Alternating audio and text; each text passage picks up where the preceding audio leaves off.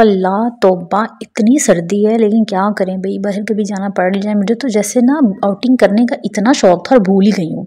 मतलब इतनी सर्दी लगती थी मुझे, ऑलरेडी पहले बड़ी सर्दी लगती थी, इस दफ़ा तो सर्दी ने रिकॉर्ड ही तोड़ दिया है। अल्लाह, फ्लू है कि जान ही नहीं छोड़ता।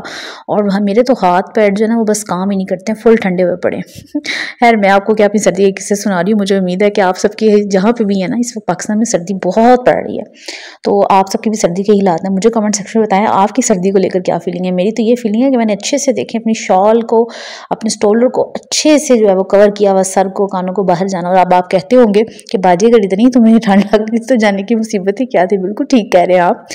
मैं आपको पहले ही बता देती हूँ, एक्चुअली मैं जाना नहीं चाहती थी, लेकिन मेरे हस्बैंड ने कहा कि बहुत देर हो गई है, हम कहीं गए बाहर नहीं गए और तुम बिस्तर के अलावा कुछ कर ही नहीं, मतलब हर वक्त बिस्तर में दो दो, और सर्दी जितनी फील करोगी उतनी लगेगी।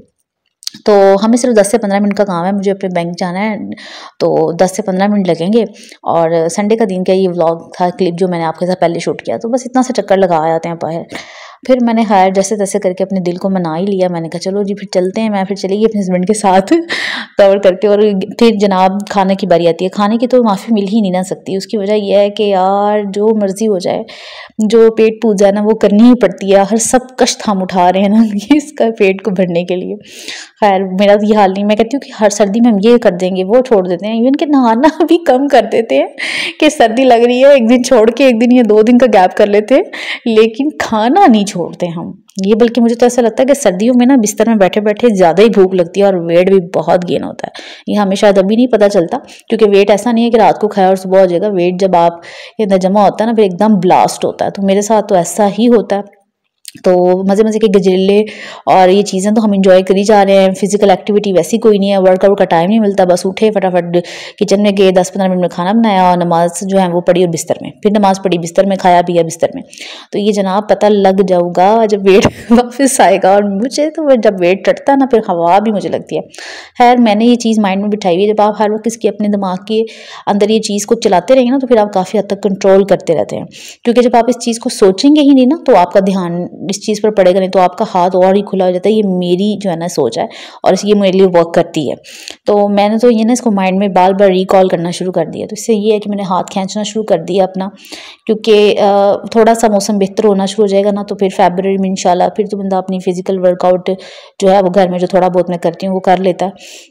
लेकिन अगर आप बिल्कुल ही ध्यान ना इस चीज़ पर जाने देना तो बड़ी जल्दी वेट गेन होता है। खैर जी, वेट गेन कर की बातें कर रही हूँ और आगे मैं बिरयानी, मतलब वेट गेन से मुराद मेरा ये नहीं है कि मैं, लेकिन मुझे लगता है कि बहुत ज़्यादा ओबेसिटी जो है ना फिर आपके लिए हेल्थ इश्यूज़ बन जाती हैं। अल्लाह ताला बचाए अभी तक उस वक्त से, क्योंकि मैं इस चीज़ को माइंड में रखते हुए जो है ना फ़ौरन वो जो 5-7 kg वाला फ़र्क अक्सर आ जाता था जंप लगा के, उसको मैं खींच कर रखने की कोशिश करती रहती हूँ। क्योंकि अगर आप वेट को बढ़ाने को कंट्रोल कर रहे हैं ना, अगर आपका वेट बढ़ नहीं रहा और आप उसको कंट्रोल कर रहे हैं और एक ही जगह स्टक हैं, तो ये भी आपकी एक सक्सेसफुल स्टोरी है। क्योंकि वेट का नॉन स्टॉप बढ़ता चले जाना जो है ना वो आपके लिए जो है वो सोचने की बात है। आपको जो है ना उसके बारे में सोचना चाहिए। खैर जी, ये बातें मैं आपके साथ आप कह रहे होंगे कि हमें भी टेंशन दे रही है, क्योंकि मुझे पता है कि ये बातें सुन के आप भी अपने आप को ज़रूर देख रहे हो, सोच रहे होंगे कि हाँ मैं भी फील कर रही हूँ, या फिर अपने आप को तसल्ली दे रही हूँ नहीं मैं तो बिल्कुल ठीक हूँ। क्योंकि आजकल आप शॉल का साइज़ देख के समझते हैं कि ये मुझे पिछले साल भी पूरी थी और इस साल भी पूरी थी। जनाब तो शॉल आपको हर साल ही पूरी आएगी, मसला कपड़ों का आता है। खैर अब मैंने बिरयानी को आप साथ साथ आपसे बातें करते बिरयानी बना ली है। लाइट गैस तो आती नहीं। आप लोग मुझे गैस के हालात बताएं कि क्या हालात है गैस के। हमारे यहाँ तो गैस का मसला नहीं था, इवन नहीं था। इस खुशी में जो है ना मैंने 1-2 हफ्ते पहले जब सर्दी इतनी ज़्यादा थी तो हीटर ही लगा लिया, लेकिन जब हीटर आया तो फिर गैस चली गई। तो अब हीटर भी पड़ा हुआ है और चूल्हे भी पड़े हुए हैं और जो है ना सिलेंडर काम आ रहा है। खैर ये बिरयानी जो है उसको दम लगने लगा है, तो मैंने कहा चले जी अब खाना फटाफट बना लो। वैसे मेरे हस्बैंड कह रहे थे कि खाना मत बनाओ, तुम्हें ठंड लग रही है। मैंने कहा ठंड तो 1.5-2 महीने लगेगी, तो खाना क्यों ना बनाओ। तो उन्होंने कहा तुम 2 महीने ना बनाओ। लेकिन मैंने कहा जी नहीं, ऐसा नहीं हो सकता, क्योंकि यहाँ बात हो रही है वेट की और फिर खाने का वही मसला आ जाएगा। तो खैर फिर भी ना करते हुए मेरे हस्बैंड ने मेरे एक्चुअली हाथ पर काम करते हुए ना किचन में चॉपर पे मैं ना नगेट्स बना रही थी। तो नगेट्स बनाते बनाते ना जब चॉपर से मैं फारिग हुई हूँ तो मैंने उस चॉप को वॉश करने के लिए जब किया और उसका जो ब्लेड था ना वो मुझे लग गया अंगूठे पर, मुझे बहुत ज़्यादा अंगूठे पे गहरा कट आ गया। तो फिर मेरे हस्बैंड कहते हैं कि अब जो है खाना बंद करो, मतलब इस खाने की बात नहीं करी, इसके बाद नेक्स्ट डे तक। तो ये तो फिर खाना बन गया था और तो नगेट्स जो थे वो भी तैयार हो गए, लेकिन मैं उसको बना ना सकी, शेप नहीं दे सकी। तो हस्बैंड ने फिर नेक्स्ट डे जो है वो पिज़्ज़ा ऑर्डर कर लिया और कहते उससे नेक्स्ट डे जो है बाहर से खाना आ गया 2 दिन। तो क्योंकि पानी में हाथ नहीं डालना था, तो मैंने कहा, मेरे हस्बैंड कह रहे थे कि ज़ख्म ज़्यादा ख़राब हो गया ना तो फिर प्रॉब्लम हो जाएगी, तो इसलिए खुदा के वास्ते तुम्हारी मेहरबानी, रेस्ट कर लो। तो बस फिर 2-3 दिन खाना बाहर से आया, और ये मैं आपके साथ व्लॉग शेयर कर रही हूँ। तब तक का बिरयानी बड़ी मज़े की बनी थी और बड़ी यम्मी बनी थी। और मुझे पता है कि बिरयानी हर लेडी अच्छी बना लेती है, हर एक का तरीका अलग अलग होता है। और भाई यार, हर लड़की की कुकिंग, हर फीमेल की कुकिंग अच्छी ही होती है, क्योंकि वो आप जैसे जैसे अपने टेस्ट को अच्छा लगता है आप उसके अकॉर्डिंगली करते जाते हैं। और अगर आपको किसी को आपके हाथ का खाना पसंद नहीं आता ना, तो प्लीज़ बी कॉन्फिडेंट, आपने बनाया तो अच्छा ही बनाया होगा, क्योंकि आपका टेस्ट जैसा पसंद करते हैं आप वैसा ही बनाया होगा।